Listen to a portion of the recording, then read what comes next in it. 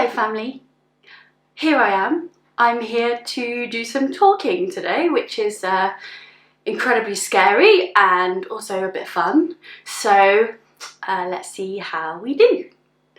So today we are talking about facing yourself, or as I prefer to think of it, embracing your inner bad guy. So this has been a massive journey for me. It's one of the most profound, probably, journeys I've experienced over the last few years, maybe even in my Christian walk. I have realised that there are parts of myself that I wasn't facing, that I wasn't allowing to speak into my life, parts of myself that I was self-editing. And I have learnt over a long period of time to go on a journey with those parts of myself and start listening to them and start inviting them into the presence of God. So we're going to unpack that a little bit. So what do I mean? What do I mean my inner bad guy, your inner bad guy? Now, there will be for all of us things, parts of ourselves that we are not the biggest fan of. They might be things that you can immediately think of, behaviour patterns, maybe habits, maybe you get angry, maybe you get scared, maybe you get sad and then you find it really difficult to lift yourself out of that sadness, and there'll be bits of yourself that you think are unreasonable, are not cool, are not nice, and that you don't like. And for me, one example would be when I was a child, I was not a kind winner and I was not a good loser. I was a bad loser and I was incredibly competitive. And when I was little, this would come out in arguments, this would come out in games, everything felt personal, I felt very sensitive. I remember storming out of rooms and having a big blazing row with Sam over a game. And as I got older, what I learnt to do was to avoid competition. So I expect my family from when I was little would say, Katy is competitive, and I expect my new family, I'm guessing, Durdant-Hollamby's, would say, Katy, she's not really that competitive, she doesn't get into games that much, she kind of doesn't always even join in. Because what I've realised that the best way to not let that bit of myself out is to shut it away, so she doesn't get to play anymore. So that's interesting, isn't it? That's interesting that I've just stopped doing something because I don't like that bit of myself. But there's a problem with this.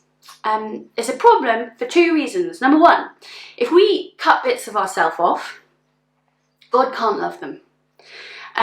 So imagine God is, we're in lockdown, so we're stuck in our houses, and God is going around the neighbourhood and he's singing, he's serenading outside people's doorways.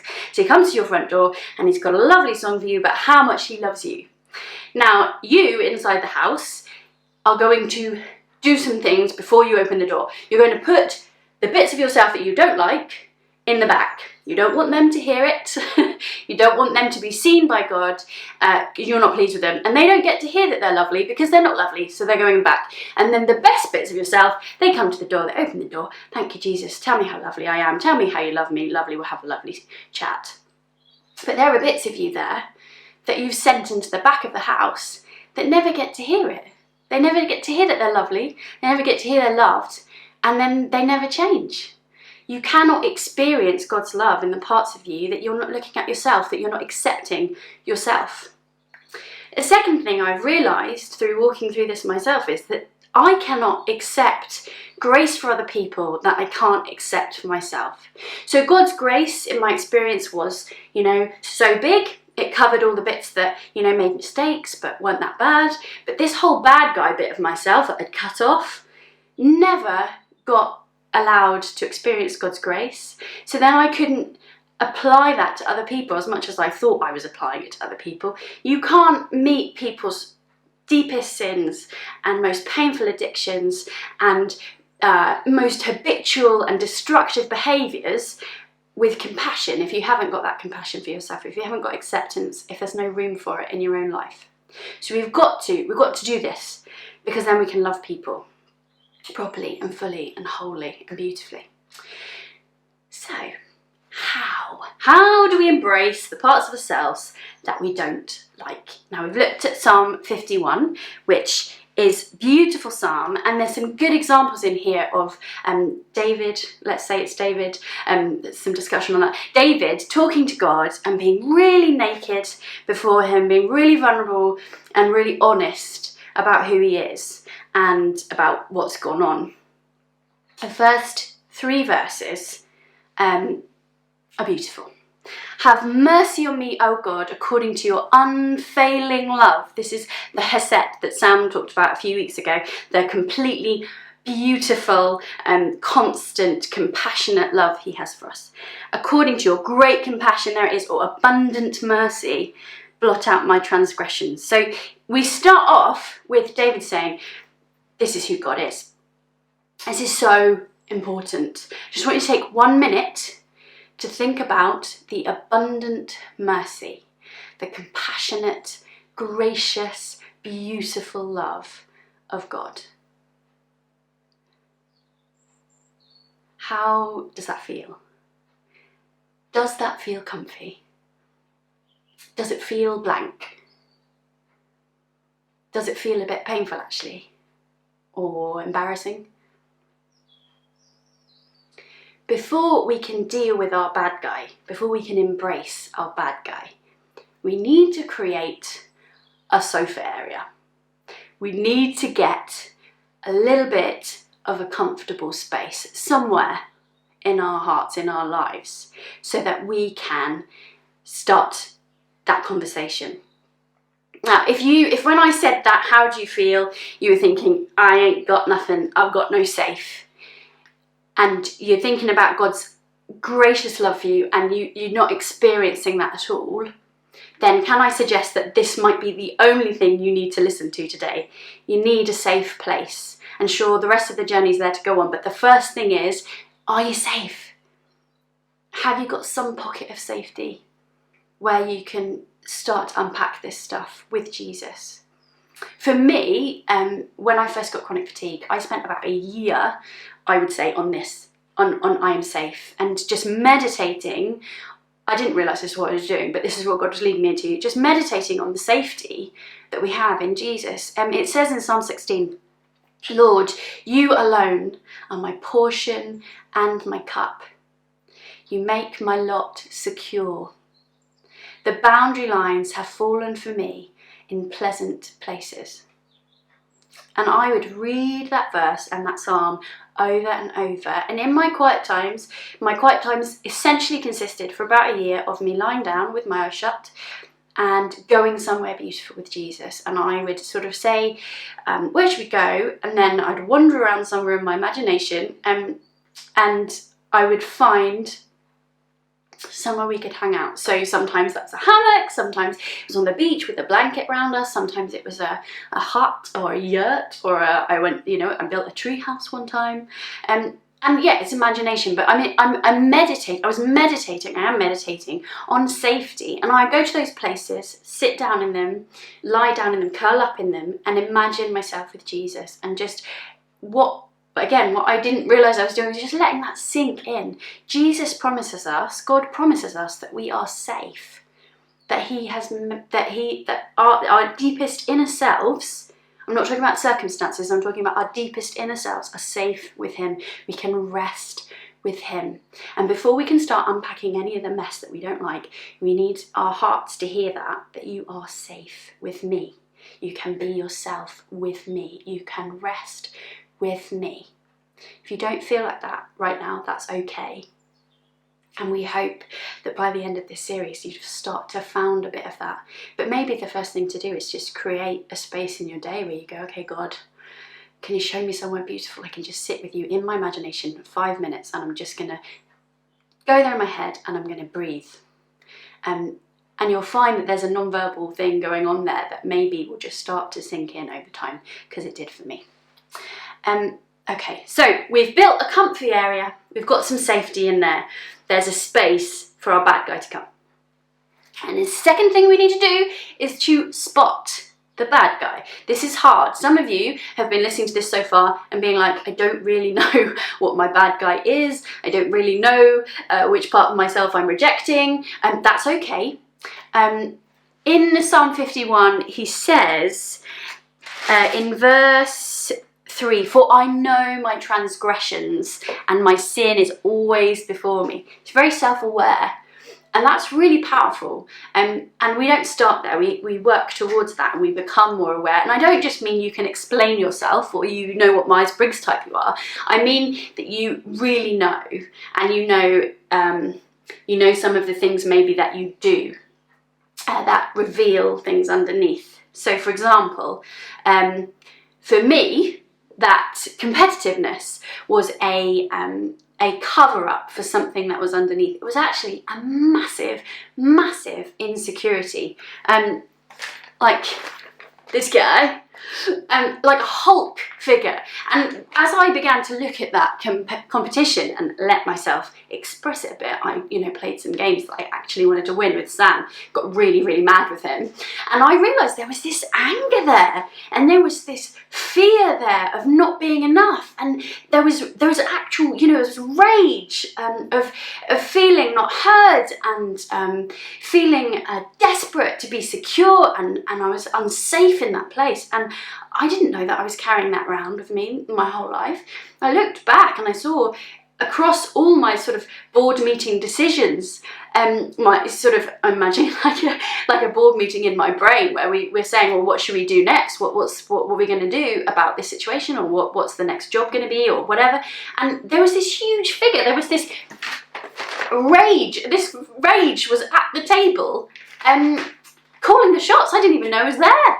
And and fear, and saying, well, no, we can't take any risks. We're not going to do that. And there was that feeling, that overwhelming, unexpressed feeling of insecurity that I had never looked at, never heard, and therefore was actually had a lot of power in my life. So we need to look at those things that are hiding. 3 Ds for you. This is Sam's joke. We need to look for the bad guy in 3D. And they're 3Ds, which I'm very proud of. Okay, so number 1, deflection. Where are you avoiding things? So my first ever counselling session, my counsellor, I was talking her through my life, and I sort of laughed, hilarious. Yeah, because I'm so happy with having chronic fatigue, something like that. And she was like, why do you always do that when you are feeling hurt, or something similarly earnest? And I was like, ooh. Pretty much thought I was just hilarious and happy and putting you at ease, and that's why I laugh. But I realised that actually for me, that's a deflection. That's a mechanism of deflection. I know another one is to, anytime you feel a bit tense, you ask a question of the other person. And how are you? Let's not talk about me anymore. That's a really good deflection. Let's not go there. So just notice those. It's a good idea to just start. Now when I laugh, when I'm talking about something serious, I think, oh, that's a thing. And I come back to it. Okay, number 2, discomfort. What makes you feel horrible? What is the thing that somebody says and then 3 days later you're still thinking about it? Or the thing that happened and you find yourself telling the story over and over and over again to try and make yourself feel comfortable about it, making light of it maybe, or sort of explaining it, or maybe you have to justify the other person what they did because you're trying to cope with it. You're uncomfortable. For me, that was sort of, I used to say no straight away. So Sam would ask me to do something and I would be like, nope, sorry, I'm not doing it. And that was my way of keeping things at arm's length, because I didn't feel capable, I didn't feel able to do it, and I'd be like, no. I still kind of do that. It's a good coping mechanism, but it also shows me now when I go, nope, I go, oh, that's interesting. I'm uncomfortable. What's going on under there? Okay, number 3, distraction. We are kings of distraction. I know now, if I'm on my phone more than 3 or 4 times a day and I'm looking at Facebook again and I'm like, I've seen all this, then I know I'm distracting myself. And I can just note it down. It's just a little note. Okay, interesting. I'm distracting myself. There's probably something going on there, and can come back to it. Okay, so the 3 Ds were deflection, discomfort, distraction. Get to know yourself. What are the things that show you something going on underneath? And then we go on to the third thing that we do. So we've got comfy, we've spotted there's a little thing going on over here, and then we're going to talk to our bad guy. So I've got props. this is bad guy. Obviously it might be bad girl, bad woman. This is me. So a lot of the problems that we have with our inner bad guy are there because they haven't actually had a chance to speak. So you might associate your bad guy with anger. You might think, well, that's my angry self, a bit of myself that gets angry. Probably they're angry because of some reason, right? There's something underneath there. Maybe you feel insecure a lot, anxious a lot. And underneath there, there'll be some things. There'll be some learned behaviour, there'll be some things that happen, some pain, all of that kind of thing. And we need to get underneath there and find out why. Why is that? Verse 6 in the RSV translation of Psalm 51 says, "You desire truth in the inward being. Therefore teach me wisdom in my secret heart." So he's talking about your deepest places, the deepest, sort of right at the bottom, the layers right at the bottom of who you are. So your inward being, your secret heart. And that's where God wants to get truth and wisdom and shine his light right into those places. So we need to get at why. This is the backstory of your supervillain. Why do you act like that? What's going on there? What happened to you? And when I'm writing a story, you literally will go through the backstory. What's the motivation of the bad guy? Why is he the antagonist? Now, over the next few weeks, we're going to look at pain, going to look at history, going to look at dealing with some of that stuff. I'm not doing that, but I do want to just say on this point, let's talk about self-silencing. Because that is a bad habit, and it's a bad habit that I certainly was locked into, in terms of letting my bad guy talk. So I'll just give you some examples. Here's me. Here's my inner bad guy. And see if you can recognise or resonate with any of these. So, here's me. So, hi, how are you feeling about lockdown? Oh, horrible, I'm so anxious and terrified and I don't like it at all. Shut up! Have you any idea how bad some people have got it? You are so selfish. Okay, it's comparison. You know, it's not reasonable what I'm thinking, it's not okay, I need to get on with it. Okay, scenario 2. Hey, so how are you feeling about your new boss? I hate him. Everything he does is stupid. He makes me feel so small. He is a complete and utter shh. That's not nice. I don't want to hear it. That's not how we behave. Okay, maybe you just shout over yourself. Maybe you minimise. Maybe you tell yourself those feelings aren't valid. Scenario 3. This is my personal favourite that I used to do all the time. Still do. Before you say anything at all, I know exactly what you're feeling. You're feeling sad because your husband said something that hurt your feelings, which reminded you of that time that someone else hurt your feelings in a way that was similar when you were little. And now we're going to come up with a sensible solution to the problem without feeling sad and hopefully ensuring that you never need to feel sad ever again, okay? Exit.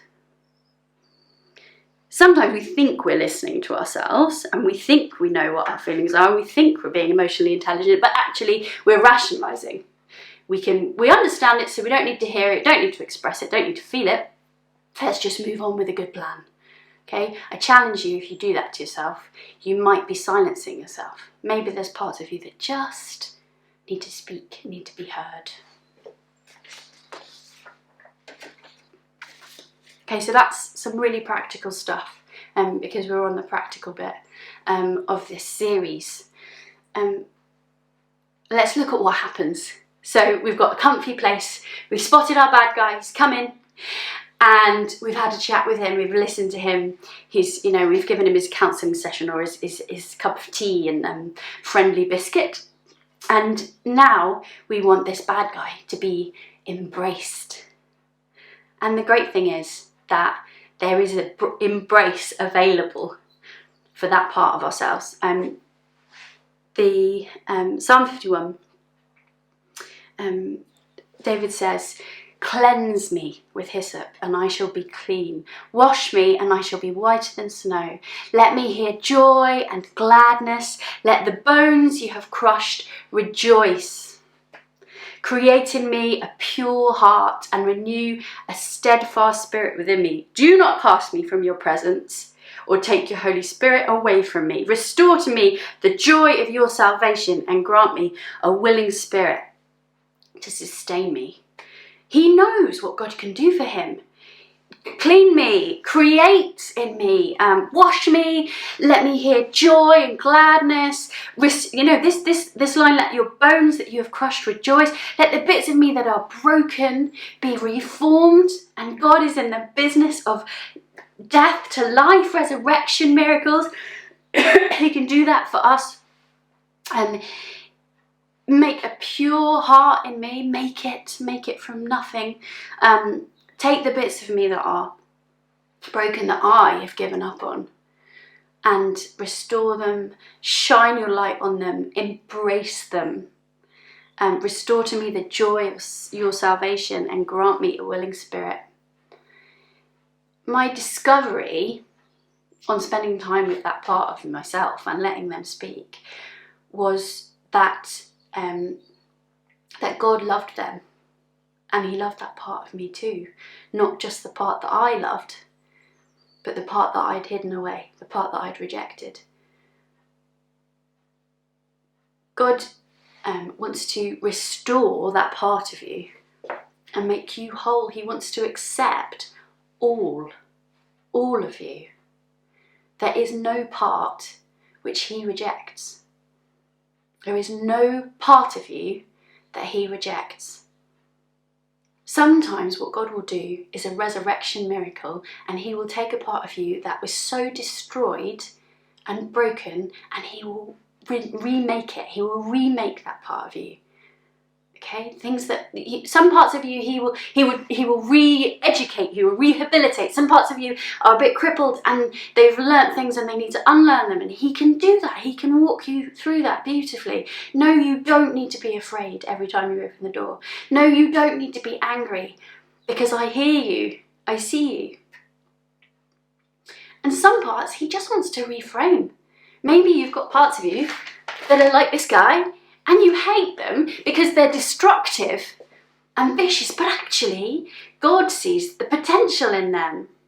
There were things that I had buried along with some of the things I've talked about today, some other things I haven't talked about. I buried passion and courage and fire in my belly deep down with the competition stuff. You know, I didn't like that part of myself, so I got rid of all of that. It was all together. Sometimes with my anxiety and my fear of feeling really riled up, I'd rejected those parts of myself, and actually there was excitement down there that I couldn't access. I stopped being so excited about things because I associated it with fear. I didn't want to feel out of my comfort zone. So I couldn't experience the joy of, like, let's try something new. There are other things. I buried parts of myself that were very sensitive, because sensitivity was causing me problems. I was anxious and I needed to be more tough. But then there was tenderness and slowness and beauty that was what was buried down there with that. And sometimes we've got to reframe those parts of ourselves to realise actually they're precious and beautiful and created and useful, and we need them. But we need to find a way to talk to them so they don't call the shots. So now the Hulk can sit at my, my board meeting when we're making a decision. I will hear him. Yeah, okay, you feel really angry about that. That's valid. Maybe not completely valid, but it's got value. But I'm not going to do what you're saying to do. You know, I'm not going to do what the part of me that says run says all the time. But I am going to listen to it, and I'm going to factor it in. And that's what we want to aim for. We want to aim for a wholeness where all those things are allowed to take part, but also all those things are loved. So God wants to rehabilitate you. He wants to restore you. He wants to put you back together. He wants to resurrect the parts that are lost. And most of all, he wants the whole of you. That verse, my sacrifice, O God, is a broken spirit, a broken and contrite heart, God, you will not despise. He's not interested in self-edited people. He wants you. He wants the real, whole, full you, exactly as you are right now. Exactly as you are right now. And then from there, there is magic, there is restoration, there is change, there is resurrection. He loves you, all of you. So let's embrace those parts of ourselves that we are scared of, that we don't like. Let's bring them to the table and let's see God embrace them before our eyes and experience grace in all its fullness.